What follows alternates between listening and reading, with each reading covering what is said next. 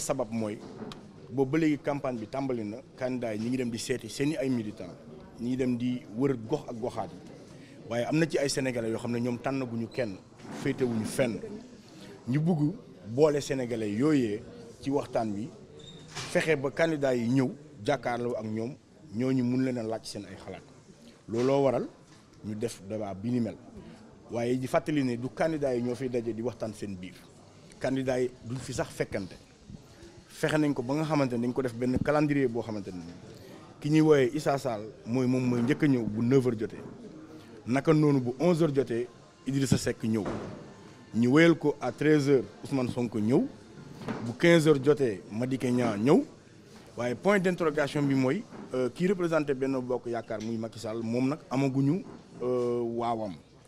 lu ngeen wax.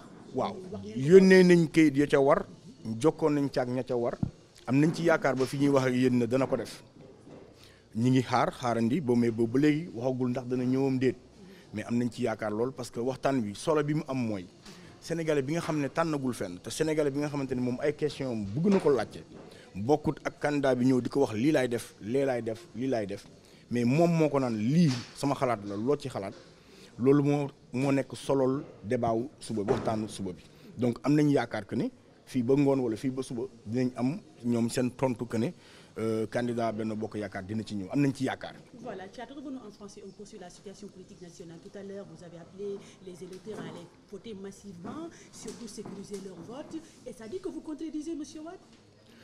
Non, c'est pas que nous contredisons Maître Wade. Nous appelons Maître Wade à être plus responsable. Nous ne pensons pas que le Sénégal d'aujourd'hui a besoin de ce genre de discours. Et tout en sachant que lui-même, son parti a fait partie de ce processus. Il a déposé sa caution, il a fait partie du parrainage. Donc si le candidat du PDS était toujours candidat à ces élections-là, il n'appellerait pas au boycott. Donc pour la simple et bonne raison que le Sénégal est un pays démocratique. Les gens ont commencé ce processus depuis super longtemps. Ce n'est pas maintenant à la veille des élections que quiconque va appeler au boycott. Ça, c'est vraiment un discours irresponsable et nous le condamnons. Maintenant, nous pensons que jusqu'à la dernière minute, il pourra changer son discours. Mais quiconque qui appelle au boycott soutient d'une manière ou d'une autre le candidat sortant. Et ça, c'est ça la réalité. Politiquement parlant, nous soupçonnons un calcul. C'est un calcul politique qui est derrière. Et c'est ça la réalité.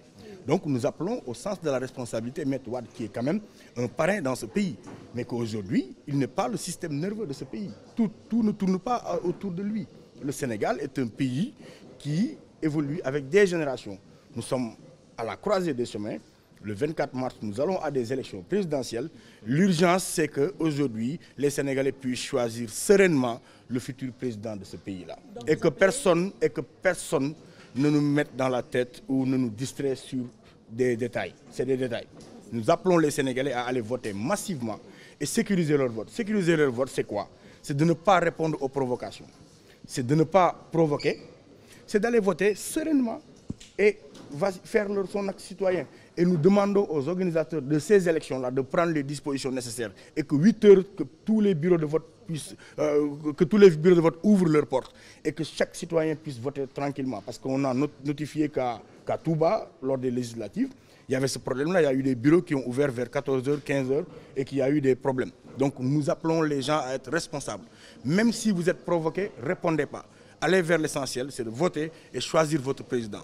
Nous demandons à ce que les Sénégalais, surtout les jeunes, d'aller voter, mais massivement.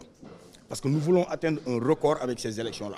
Le record de votants au Sénégal. Et c'est possible. Et quand vous votez, prenez le candidat que vous voulez, mettez-le dans l'enveloppe, votez-le tranquillement et sereinement. Pas d'échauffourée, pas de problème, pas de provocation. N'acceptez surtout pas ces provocations-là parce qu'on sait que c'est possible. Loolu mooy ci yoon.